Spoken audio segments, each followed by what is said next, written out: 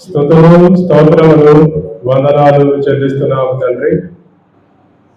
మా తండ్రి సర్వశక్తిమంతుడా, సర్వవర్గా ఉపదేవుడా, మా రక్షకుడా యేసయ్య, స్తోత్రాలు వందనాలు చెల్లిస్తున్నాము తండ్రి. మా తండ్రి జీవాధిపతి, జీవం గల యేసయ్య, స్తోత్రాలు వందనాలు చెల్లిస్తున్నాము నాయన. ఈ రాత్రి కాల సమయమున మీ పాదాల సన్నిధిలో చేరి ఈ రీతిగా మీ నామాన్ని స్తుతించుకోవడానికి, కనపరచుకోవడానికి, సంఘంలో ఉన్న అక్కర్ల కొరకు, బలహీనమైన బిడ్డల కొరకు విజ్ఞాపన ప్రార్థన చేయడానికి తండ్రి పరిశుద్ధాత్మదేవుడా, మీరు మాకు ఇచ్చిన ఈ భాగ్యాన్ని బట్టి, ఈ ధన్యతను బట్టి స్తోత్రాలు వందనాలు చెల్లిస్తున్నా.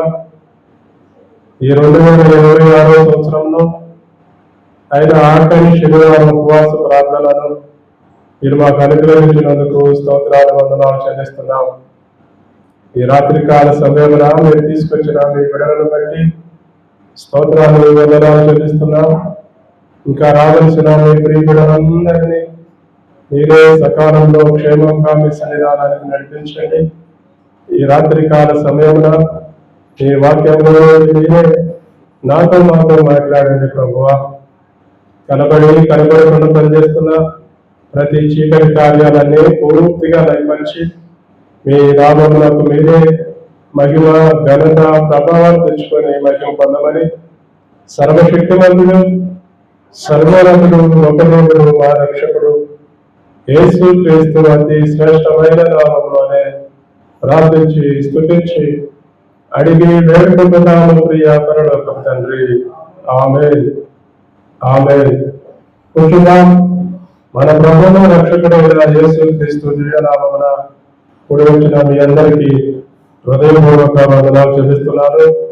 మరి దేవుని మహాకృపను బట్టి ఈ 2026 సంవత్సరంలో మరి జనవరి మాసం అంతా మరి దేవుడు ఆయన గాయపడిన హస్తాల కింద కాచి దాచి మరి ఫిబ్రవరి మాసంలో అడుగు పెట్టడానికి దేవుడే సహాయం చేస్తున్నారు.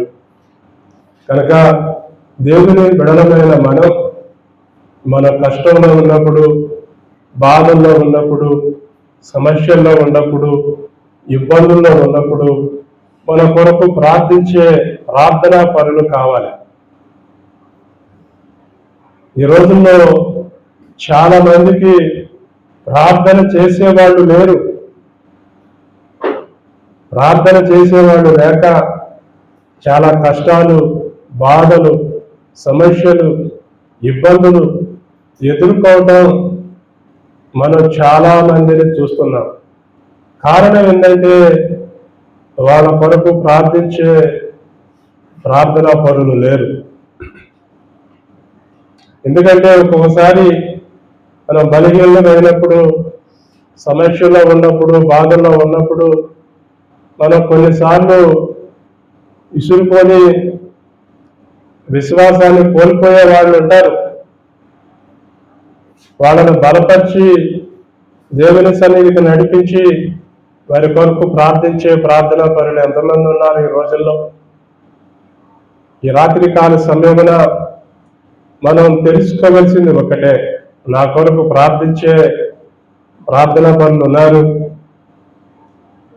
ప్రార్థించే సంఘం ఉంది అని మనం ఎప్పుడైతే తెలుసుకుంటామో అప్పుడే మనం బలపడతాం, అప్పుడే మనం ధైర్యంగా జీవించగలుగుతాం. నా కొరకు ప్రార్థించే వాళ్ళే లేరు, నేను బాధల్లో ఉంటే, కష్టాల్లో ఉంటే పలకరించే వాళ్ళే లేరు అని మనం నిరుత్సాహపడేవారుగా ఉంటున్నామే. కానీ నా కొరకు ప్రార్థించే ప్రార్థన పనులు ఉన్నారు, సంఘం ఉంది, కాపరున్నాడు అని మనం ఎప్పుడైతే తెలుసుకుంటామో అప్పుడే మనము నిజంగా దేవునిలో ముందుకు సాగటానికి ప్రయత్నం చేస్తాం. మన పరిశుద్ధ గ్రంథంలో అపోస్తులుడైన పేతురు యాకోబుని చెరసాల్లో వేశారు. చెరసాల్లో వేసి యాకోబుని శిరఛేదనం చేశారు. యాకోబుని చంపేశాడు. చంపేసి పేతురుని చంపదామా వద్దా అన్నట్లుగా ఆలోచించి ఆయన్ని చెరసాల్లో ఉంచాడు. పేతురు చెరసాల్లో ఉంటే ఒక సంఘం, ఒక కుటుంబంలో కూడుకుని అత్యాసక్తితో ప్రార్థన చేస్తున్నారు. నీ కొరకు ప్రార్థించే ఒక సంఘం ఉండాలి, ప్రార్థించే ఒక వ్యక్తి ఉండాలి, ప్రార్థించే సహోదరులు ఉండాలి. అప్పుడే మనం బలంగా ఉంటాం. ఉప్పుని పట్టుకుంటేనే బలం, కానీ వేళ్ళు విడివిడిగా ఉంటే బలం ఉండదు. ఎప్పుడైతే అందరం కలిసి అత్యాసక్తితో ప్రార్థన చేస్తారో అప్పుడు బలమైన కార్యాలు మన కుటుంబాల్లో జరుగుతాయి, మన జీవితాల్లో జరుగుతాయి. పేతురైతే చెరసాల్లో ఉన్నాడు. 2 చేతులకి 2 కాళ్ళకి సంకెళ్ళు వేసి అటొక సైనికుడు ఇటొక సైనికుడు కొనుక్కున్నాడు. వాళ్ళతో పాటు ఈయన కూడా నిద్రపోతున్నాడు. ఆయన నిద్రపోతుంటే ఆయన కోసం ప్రార్థించే ఒక సంఘం ఉంది, ప్రార్థనా పనులు ఉన్నారు. ఆ ఇంట్లో కూర్చొని ఆ రాత్రంతా ఆయన ఎప్పుడైతే చెరసాల్లో వేయబడ్డాడో ఆ ఇంట్లో సంఘమంతా ప్రార్థన చేస్తున్నారు. యేసయ్యా, పేతురు గారు చెరసాల్లో వేయబడ్డాడు, యాకోబు గారిని శిరఛేదనం చేశారు, ఈయన చనిపోకుండా ఈయన కాపాడు, ఈయన రక్షించు, ఆయనకు సహాయం చేయి అని ఒక ఇంట్లో కూర్చొని అందరూ ప్రార్థన చేస్తుంటే దేవుడు వారి ప్రార్థన విన్నాడు. దేవుడు వారి ప్రార్థన విని పేతురు దగ్గరకు ఒక దూతను పంపించాడు. పేతురేమో స్పృహ తప్పి నిద్రపోతున్నాడు. ఏమండి, ఉదయం నుంచి బాధపడి ఉంటాడు, అలసిపోయి ఉంటాడు. అటు తిప్పి ఇటు తిప్పి అవి చేసి ఈ చేసి ఆయన కూడా నిరుత్సాహపడిపోయి నిస్సహాయ స్థితిలో నిద్రపోతూ ఉంటాడేమో. ఏది ఏమైనప్పటికీ నిద్రపోతున్నాడు. నిద్రపోతుంటే దేవుని దూత తన దగ్గరికి వెళ్ళి తట్టాడు, కొట్టాడు. పేతురు లే అంటున్నాడు. నిజంగానే దేవుని దూత అతని దగ్గరకు వచ్చి లేపుతుంటే అతను నిద్రలో ఉన్నాడు కదా, కళ అనుకుంటున్నాడు, కళ కావాలా అనుకుంటున్నాడు. నువ్వు లేచి నీ టవల్ తీసుకో, నువ్వు చెప్పులేసుకో, ఇదిగో నా వెనకాలరా అన్నాడు. అయినా కళ అనుకుంటున్నాడు. ఒక గేటు దాటాడు, 2 గేట్లు దాటాడు, తీసుకొచ్చి బయట నుంచోబెట్టాడు. అప్పుడు మెలకు వచ్చింది. ఓ, దేవుడు నా దగ్గరకు ఆయన దూతను పంపాడు, చెరసాల నుంచి ఆయన నన్ను విడిపించాడు. ధైర్యం తెచ్చుకొని ఎక్కడైతే అతని కోసం ప్రార్థన చేస్తున్నారో ఆ సంఘం దగ్గరికి వెళ్ళాడు. వాళ్ళందరూ అత్యాసక్తితో ప్రార్థన చేస్తున్నారు. నీ కొరకు ప్రార్థించే ప్రార్థనా పనులు ఉండాలి. లేకపోతే ఎన్నో సమస్యలు, ఎన్నో ఇబ్బందులు, ఎన్నో ఆటంకాలు ఎదురవుతా ఉంటాయి. సాతాను శోధనలు ఎదురవుతాయి, కుటుంబ శోధనలు ఎదురవుతాయి, లోకంలో శోధనలు ఎదురవుతాయి. వాటన్నిటిని ఎదుర్కొని ముందుకెళ్ళాలంటే నీ ఒక్కడి ప్రార్థన సరిపోదు. నేను ఒక్కడే ప్రార్థన చేసుకుంటే చాలు అని అనుకునే వాళ్ళు ఈ రోజుల్లో చాలా మంది ఉన్నారు. మరి పేతురు ఒక్కడే ప్రార్థన చేసుకుంటే సరిపోయేదిగా, సంఘమంతా ఎందుకు అత్యాశక్తితో ప్రార్థన చేయాలి? దేవుడు సంఘం ఉండాలి, ప్రార్థన పరులు ఉండాలి, విజ్ఞాపన చేసేవాళ్ళు ఉండాలి అని దేవుడు నిర్ణయించాడు. అందుకనే ఈ రాత్రికాల సమయమున మనం ఒకటే నేర్చుకోవాలి. నా కొరకు ప్రార్థించే సంఘం ఉంది, ప్రార్థించే ప్రార్థన పరులు ఉన్నారు అని మనం ఎప్పుడైతే తెలుసుకుంటామో అప్పుడు మనం వెనక్కి వెళ్ళలేం. కనుక మనం చదువుదాం మన పరిశుద్ధ గ్రంథంలో నుండి. ఎఫెసీయులకు రాసిన పత్రిక, అపోస్తలుడైన పౌలు ఎఫెసీయులకు రాసిన పత్రిక 6వ అధ్యాయము 17, 18 వచనాలు చదువుదాం.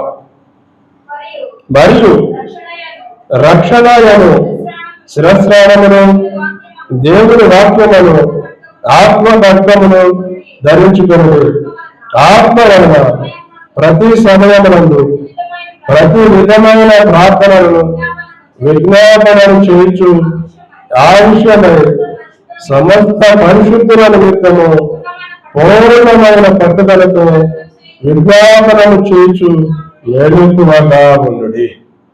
మనం చదువుతున్నాం 18వ వచనంలో, ఆత్మ వలన ప్రతి విషయమునందు ప్రతి విధమైన ప్రార్థనను విజ్ఞాపనలు చేయించు ఆ విషయమై సమస్త పరిశుద్ధుల నిమిత్తమును పూర్ణమైన పట్టుదలతో విజ్ఞాపన చేయించు మేలకువగా ఉండుడి. పూర్ణమైన పట్టుదల. ఇక్కడ ఏమని రాశారు? ఆత్మ వలన ప్రతి సమయమందు. ఆత్మ వలన అన్నాడు. అంటే మీరు ఆత్మపూర్ణులై ఉండుడి అన్నాడు. ఆత్మలో నువ్వు ఎప్పుడు ఉండాలి?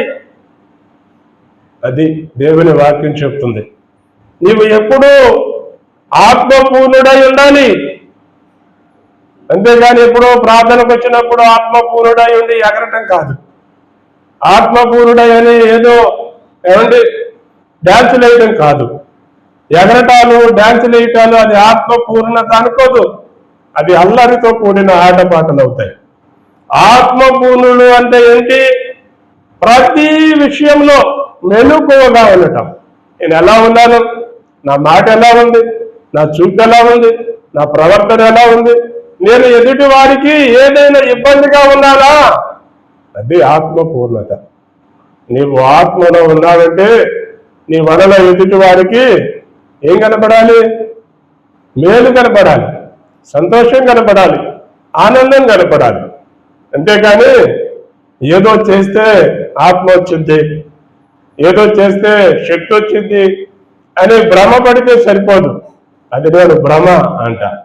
అందుకనే ఇక్కడ మనం చదువుతున్నాం. ఏమని చదువుతున్నాం? 18వ వచనంలో, మరియు రక్షణయను శిరస్త్రాణమును దేవుని వాక్యమును ఆత్మ ఖడ్గమును ధరించుకొనుడి. నీలో ఏముండాలి? దేవుని వాక్యం ఉంటే నీవు ఆత్మపూర్ణుడిగా ఉంటావు. దేవుని వాక్యం నీలో ఉండాలి. దేవుని వాక్యం నీలో ఉందంటే అప్పుడు నీలో ఎవరుంటారు? దేవుడు ఉంటాడు. నీలో దేవుడు ఉన్నాడంటే అప్పుడు నువ్వు ఎలా ఉంటావు? భయంతో ఉంటావు, భక్తితో ఉంటావు. ఏమండి? నీ మాటలు ఎలా ఉంటాయి? రుచిగా ఉంటాయి. ఏమండి? ఉప్పగా ఉండవు, సప్పగా ఉండవు, కోపంగా ఉండవు, రుచిగా ఉంటాయి. అందుకని ఆత్మ వలన ప్రతి సమయమందు ప్రతి విధమైన ప్రార్థనను విజ్ఞాపనను చేయొచ్చు. ఆత్మపూర్ణులతో ఉండి మనం ప్రార్థన చేయాలి. అంతేగాని మనకు ప్రార్థనలు అంటే బాగా వాడుక భాష అయిపోయింది. అంటే ఆ ప్రార్థన ఏనుంచి వస్తుంది? ఏనుంచి వస్తుంది. ఏమండి? ఏనుంచి కూడా రావట్లేదు ఇప్పుడు. ఒకప్పుడు ఏనుంచి వచ్చేది, ఒకప్పుడు ఏనుంచి వచ్చేది, ఇప్పుడు ఏనుంచే పెదాల నుంచే ప్రార్థన వస్తుంది. పెదాల ప్రార్థన. ఆ పెదాల ప్రార్థన కూడా ఎట్లుంటాయి? తడిపొడి ప్రార్థన. ఏమండి? 1 నిమిషం 2 నిమిషాలు ప్రార్థన. ఏమండి? ఈ రోజుల్లో చాలా మంది ప్రార్థనలు తగ్గిపోతున్నాయి. ఒకప్పుడు శనివారం ఉపవాస ప్రార్థన అంటే 7:30 నుంచి 12 గంటల దాకా జరగాలి. ఏమండి? 12 గంటల దాకా జరగాలంటే కూర్చునే వాళ్ళు ఉండారా? పోటీ పడతారండి అసలు ప్రార్థన చేయటానికి. పోటీ మోకరించారంటే గంటన్నర చేసేవాళ్ళు ఉన్నారు. అమ్మా మీ సమయం తగ్గించుకొని ఇంటికాడ ఎక్కువ సమయం చేయండి, సంఘంలో తక్కువ సమయం చేయండి అని అందరూ చేయాలని సమయం తగ్గించారు. కానీ ఇక్కడ ప్రార్థన చేయండి అమ్మా అంటే రోజు ఒకళ్ళే చేస్తారు, లేకపోతే 2 చేస్తారు. ఏమండి? ఈ రోజులో చాలా మందికి ప్రార్థన అంటే ఏందో తెలియటల్లా. ప్రార్థన అంటే ఏంది? నువ్వు దేవునితో మాట్లాడుతున్నావు. ప్రార్థన అంటే దేవునితో మాట్లాడుతున్నామని అర్థం. దేవునితో మాట్లాడేటప్పుడు మనం ఎలా ఉండాలి? భయముతో, భక్తితో ఉండాలి. ఈ రోజుల్లో చాలా మందికి అది లేదు. భయము లేదు, భక్తి లేదు. ఇక మన పరిశుద్ధ గ్రంథంలో ఒక మంచి మాట చదువుదాం. రాజుల మొదటి గ్రంథం 13వ అధ్యాయము 6వ వచనాన్ని చదువుదాం. అప్పుడు రాజు నా చెయ్యి మునుపటి వలె బాగమునట్లు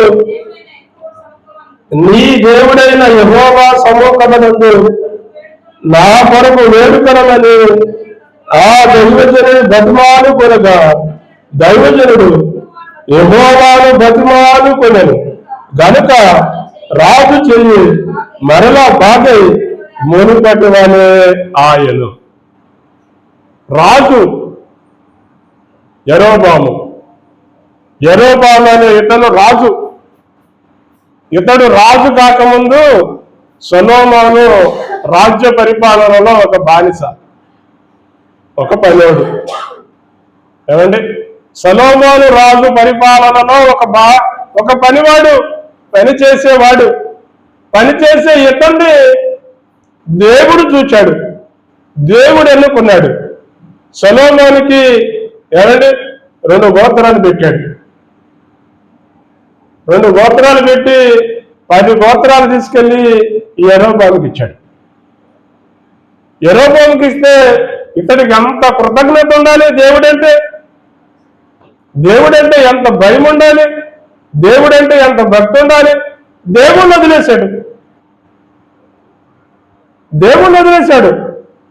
వదిలేసి ఒక బలిపీఠం కట్టాడు. ఒక బలిపీఠం కట్టి ఆ బలిపీఠం మీద బలులను పెట్టి ఏమంటే బయలు దేవతను ఆరాధిస్తున్నాడు. చదువుదాం ఆ మాట. మీరు చదివితేనే కొన్ని చదవాలి, అప్పుడే మనకు అర్థమవుతారు. 13వ అధ్యాయంలో మొదటి వచనం. అంతటా దైవజనుడైన ఒకడు యెహోవా సెలవునందు యూదా దేశము నుండి బేతేలునకు వచ్చును. ధూపము వేయుటకై యరొబాము ఆ బలిపీఠము వద్ద నిలిచి ఉండగా ఆ దైవజనుడు యెహోవా ఆజ్ఞ చేత బలిపీఠములకు ఈ మాట ప్రకటన చేశాను. బలిపీఠమా యెహోవా సెలవిచ్చినదేమనగా దావీదు సంతతిలో నుండి యోషియా అనే ఒక శిశువు పుట్టును. నీ మీద ధూపము వేసిన ఉన్నత స్థలము యొక్క యాజకులను అతడు నీ మీద అర్పించును. అతడు మనుష్య శరీరములను నీ మీద దహనము చేయును. నీ బలిపీఠము బద్దలైపోయి దాని మీద ఉన్న ముఖ్య వెలికి పోవుటయే యెహోవా ఇచ్చు సూచన అని చెప్పి ఆ దినమున ఆ ప్రవక్త సూచన ఒకటి ఇచ్చాడు.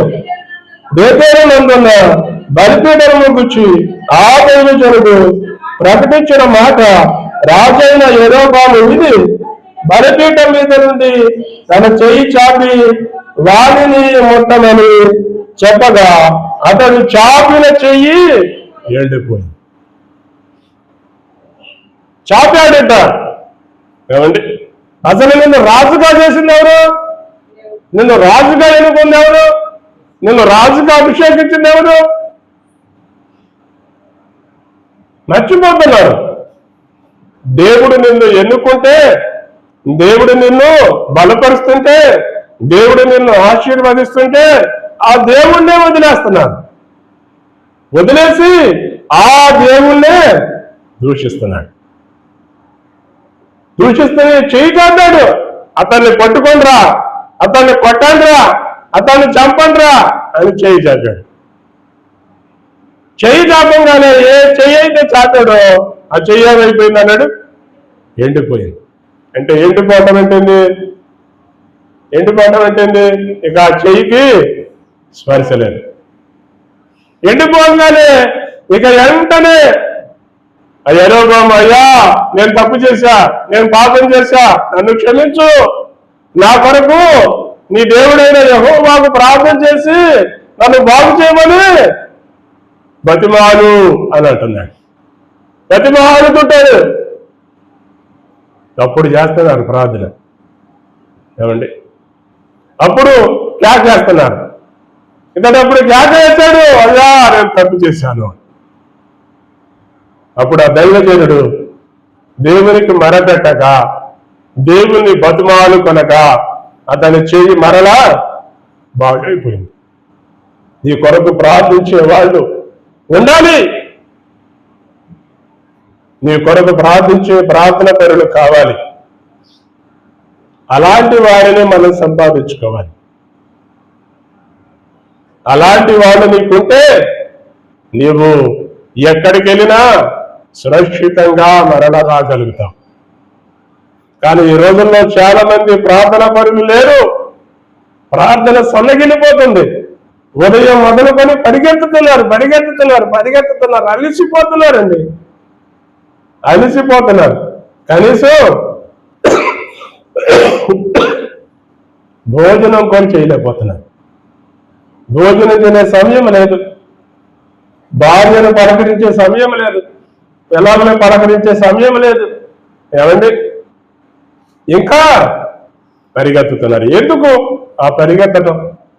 నీలో ప్రార్థన లేకుండా, నీలో దేవుడు లేకుండా, నీలో సంతోషం లేకుండా, నీలో సమాధానం లేకుండా నువ్వు ఎంత సంపాదించినా అది దేనికి ఉపయోగం? దేనికి ఉపయోగం? అది దేనికి ఉపయోగపడదు.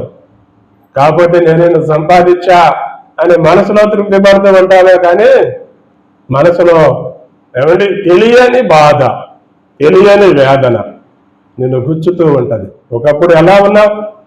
ఒకప్పుడు దేవుని దగ్గర ఉన్నప్పుడు దీవించబడ్డావు, ఆశీర్వదించబడ్డావు, అందరితో సంతోషంగా ఉన్నావు, బాగా కన్నీరు కాచి ప్రార్థన చేశావు. ఆ ప్రార్థన ఏమైపోయింది? ప్రార్థన అంతా తగ్గిపోతుంది. జాగ్రత్త. ఇప్పటికైనా నువ్వు కళ్ళు తెరువు. దేవుణ్ణి విడిచిపెట్టకుండా దేవుని సన్నిధిలో ప్రార్థించటం, దేవుని సన్నిధిలో గోజాడటం నువ్వు నేర్చుకో.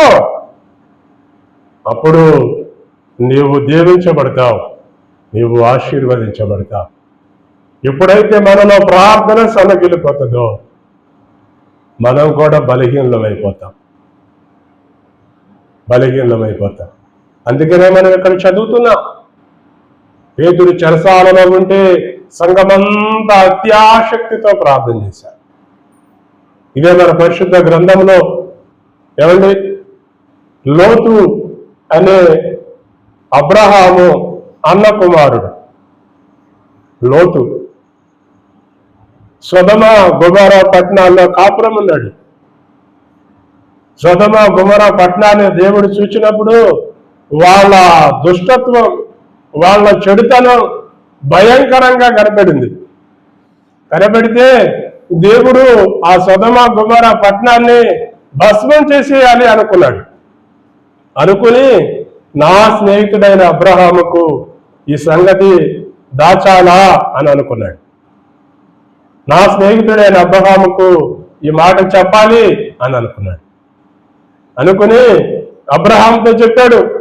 అసలు అబ్రహాముతో ఒక మనిషితో దేవుడి స్నేహం ఏందండి? అంటే అబ్రహాము ఎక్కడ ఉంటే అక్కడ ప్రార్థన చేశాడు.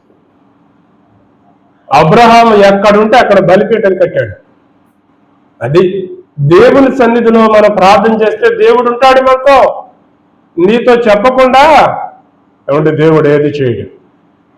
నీకు చెప్తాడు, నేను నీ కుటుంబంలో ఇది చేస్తున్నా, ఇదిగో నీవు ఇలా ప్రార్థనలో తగ్గిపోతున్నావు, ఇదిగో శోధనలు రాబోతున్నాయి, సమస్యలు రాబోతున్నాయి, ఇబ్బందులు రాబోతున్నాయి, ఆటంకాలు రాబోతున్నాయి, జాగ్రత్తగా ఉండండి, ఎలుకగా ఉండండి, ప్రార్థన చేయండి అని దేవుడు మనల్ని హెచ్చరిస్తూనే ఉంటాడు. అయినా కూడా మనం బిజీ అయిపోయి దేవుణ్ణి వదిలేస్తాం.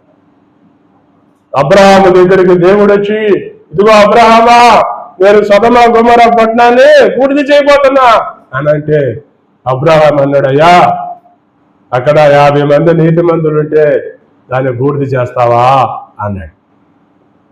ఎంతమంది? 50 మంది. 50 మంది ప్రార్థన పరులుంటే ఆ పట్టణాన్ని పూర్తి చేస్తావా అని అడిగాడు. 50 మంది నీతిమంతులుంటే, 50 మంది ప్రార్థన పరులుంటే నేను ఆ పట్టణాన్ని కాల్చాను. ఏమండి, ఒకవేళ 40 మంది ఉంటే, ఒకవేళ 30 మంది ఉంటే, ఒకవేళ 10 మంది ఉంటే, ఏమండి, ఒకవేళ అన్నాడు. మళ్ళీ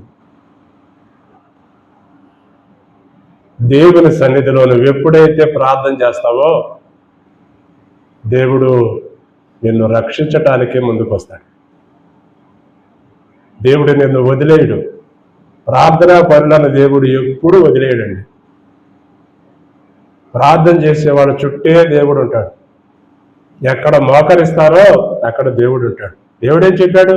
ఎక్కడ 2-3 కూడి నా నామము పేరిట స్తుతిస్తారో, ప్రార్థన చేస్తారో అక్కడ నేను ఉంటా. దేవుడు వాగ్దానం చేశాడు, కానీ మనం బిజీ అయిపోతున్నాం. ప్రార్థన చేసే టైం లేదు. ఏమండి, ప్రార్థన చేసే టైం లేని వాటిని ప్రార్థనా పరులు అంటారా? అందరూ మన ప్రార్థనా పరులుగా ఉండాలని దేవుడు ఆశపడుతున్నాడు. అబ్రహాం ప్రార్థన చేస్తే, ఏమండి, ఎవరి కోసం అబ్రహాం ప్రార్థన చేశాడో దేవుడికి తెలుసు. ఆ లోతుని, ఆ లోతు భార్యను, ఆ లోతు కుమార్తెను దేవుడు చెప్పాడు, లోతు ఇదిగో నేను ఈ పట్టణాన్ని బూడిద చేయబోతున్నా, నీకున్న వాళ్ళందరినీ నువ్వు తీసుకుని ఈ గ్రామం వదిలి వెళ్ళిపో అన్నాడు. ఇదిగో నీ అల్లుళ్ళు ఉన్నారు కదా, నీ బంధువులు ఉన్నారు కదా, నీ స్నేహితులు ఉన్నారు కదా, నీకున్న వాళ్ళందరినీ తీసుకెళ్ళిపో అని అన్నాడు. కానీ లోతుకి ఎవరన్నా ఉన్నారా? ఎవరు లేరు. ఏమండి, ఎవరున్నారు? ఇక దేవుడే, నేను ఎక్కువ పదవాడతా. ఏమండి, దేవుడే లోతును ఒక చెయ్య, లోతు భార్యను చేయబట్టుకొని తీసుకెళ్ళాడు. తర్వాత లోతు కుమార్తెను ఒక చెయ్య, లోతు కుమార్తె ఇంకో చేయబట్టుకొని తీసుకెళ్ళి ఊరు వెలపటి పెట్టాడు. దేవుడు నీ ప్రార్థన దాటిపోడు, కానీ మనమే సోమరులుగా ఉండిపోతున్నాం. ఏమండి, ప్రార్థన హీనత మనలో ఎప్పుడైతే తగ్గిపోతుందో అప్పుడే మన కుటుంబంలో సమస్యలు మొదలవుతున్నాయని అర్థం. మన కుటుంబంలో సమస్యలు వస్తున్నాయంటే దానికి కారణం మనలో ప్రార్థన తగ్గింది అని అర్థం.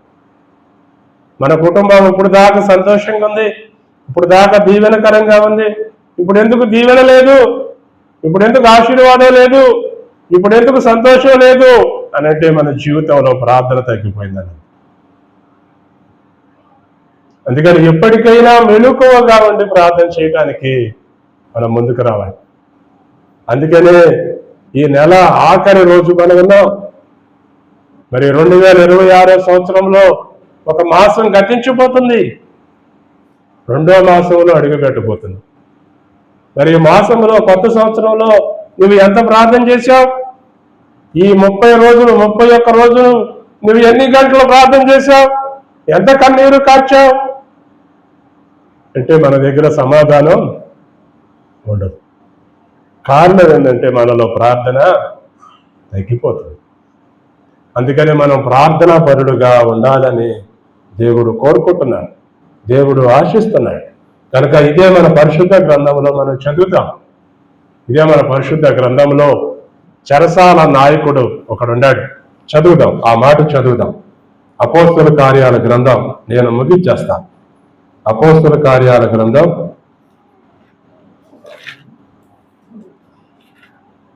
12వ అధ్యాయం, క్షమించాలి 16వ అధ్యాయం చివరి వచనాలు చదవమ్మా. చివరి వచనం అది కాదండి, 24వ వచనం చదువు. 34 అనుకుంటా, 34. మరియు అతడు వారిని ఇంటికొని తోడుకొని వచ్చి భోజనము పెట్టి దేవుని యందు విశ్వాసం వచ్చిన వాడే తన ఇంటి వారందరితో కూడా, అబ్బా అద్భుతమైన మాట అండి అసలు ఇది. ఇది మనం చాలా తేలిగ్గా చదివేస్తున్నాం, కానీ ఇది చాలా చాలా గొప్ప మాట. మళ్ళీ చదువుదాం ఆ మాట. మరియు అతడు వారిని ఇంటికి తోడుకొని వచ్చి భోజనము పెట్టి దేవుని యందు విశ్వాసం ఉంచిన వాడై తన ఇంటి వారందరితో కూడా ఆనందించాడు. ఇప్పటిదాకా అతనికి సంతోషం లేదు, ఇప్పుడు దాకా అతనికి సమాధానం లేదు, ఇప్పుడు దాకా అతడు ఏదో కోల్పోయినట్లు బతుకుతున్నాడు. ఎప్పుడైతే అతని జీవితంలోనికి దేవుడు వచ్చాడు, ఎప్పుడైతే ఆ కుటుంబంలోనికి దేవుడు వచ్చాడు, ఆ కుటుంబం అంతా రక్షించబడింది. మొట్టమొదటి ఏమండి, ఆ కుటుంబం అంతా రక్షించబడింది. ఇక్కడ మనం అదే చదువుతాం 5వ వచనంలో. ఏమండి, అయ్యలారా రక్షణ పొందుటకు నేనేం చేయాలి?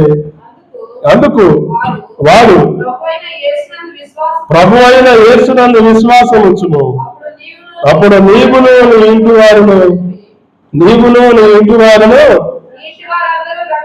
రక్షణ పొందుదరని చెప్పాను.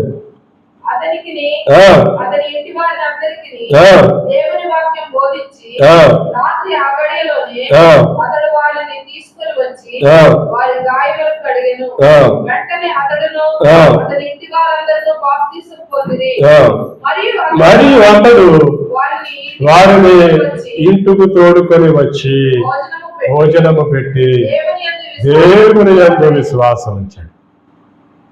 చెరసాల నాయకుడండి, రోమియుడండి, అన్యుడండి, దేవుడంటే ఎరగని వాడండి. దేవుడు ఎప్పుడైతే అతని హృదయంలోకి వచ్చాడో అతనేం చేశాడు? తన ఇంటి వారందరికీ ఆ వాక్యాన్ని పంచాడు, ఆ ఆనందాన్ని పంచాడు, ఆ సంతోషాన్ని పంచాడు. అతడు రక్షించబడి అతని కుటుంబం అంతటినీ రక్షించుకున్నాడు. నీ ఒక్కడివే రక్షించబడితే సరిపోదు, నీ ఒక్కడివే ప్రార్థన చేస్తే సరిపోదు. నీతో పాటు నీ వాళ్ళందరూ ప్రార్థన చేయాలి. నువ్వు మోకరిస్తే నీ పక్కన నీ పిల్లలు కూడా మోకరించాలి. నువ్వు ప్రార్థన చేస్తే నీ పిల్లలు ప్రార్థన చేయాలి. నువ్వు కన్నీరు కాస్తే నీ పిల్లలు దీవించబడాలి. అలాంటి ప్రార్థన దేవుడు నీలో ఉంచాడు. కానీ నీవే వాళ్ళకి ఏదో ఇవ్వాలి, ఏదో తేవాలి, ఏదో ఏదో ఏదో ఏదో అనే లోకం వైపు పరిగెత్తుతున్నావు. కుటుంబాన్ని, బిడలను సాతానికి అప్పగిస్తున్నావు. కుటుంబం పతనమైపోతుంది, పిల్లలు పతనమైపోతున్నారు. కాలిపోయినాక ఏమండి ఆకులు పట్టుకుంటే ప్రయోజనం ఉండదు. కనుక ఇప్పటికైనా కళ్ళు తెరిచి, ఇప్పటికైనా మెలకువగా ఉండి ప్రార్థించి, ప్రార్థన పరురాలుగా ఉండు. దేవుడు నిన్ను ఆ ప్రార్థనాత్మతో నింపుతాడు. నీవు బాగుంటావు, నీ కుటుంబం బాగుంటుంది, నువ్వు ప్రార్థించే వాళ్ళందరూ బాగుంటారు. చిన్న ప్రార్థించేద్దాం. ఈ రాత్రి కాల సమయమున దేవుని సన్నిధిలో ఉండే మనం ఒక చిన్న ప్రార్థన చేద్దాం. మనం ఎవరిమే మౌనంగా ఉండద్దు, మనం ఎవరిమే అటు ఇటు చూడొద్దు. దేవుడు నిన్ను ఆత్మపూర్ణుడిగా చూడాలని ఆశపడుతున్నాడు. ఆత్మ వలన ప్రతి సమయం అందును మనము ప్రార్థించేద్దాం. ఆత్మ వలన ప్రతి సమయమునందును ప్రతి విధమైన ప్రార్థనను విజ్ఞాపనములు చేయుచు ఆ విషయమై సమస్త పరిశుద్ధుల నిమిత్తము పూర్ణమైన పట్టుదలతో విజ్ఞాపనము చేయుచు వెలుగుగా ఉందాం. ముందు ఆత్మతో ఇవ్వబడదాం, ఆత్మతో ప్రార్థించేద్దాం, పట్టుదల కలిగి ప్రార్థించేద్దాం, పూర్ణ మనసుతో ప్రార్థించేద్దాం, మెలకువ కలిగి ప్రార్థించేద్దాం. మనలో ఉన్న అశ్రద్ధను తీసేద్దాం, నిర్లక్ష్యం తీసేద్దాం, సోమరితనం తీసేద్దాం, ఆత్మ పూర్ణులుగా ఉందాం. చిన్న ప్రార్థన చేద్దాం.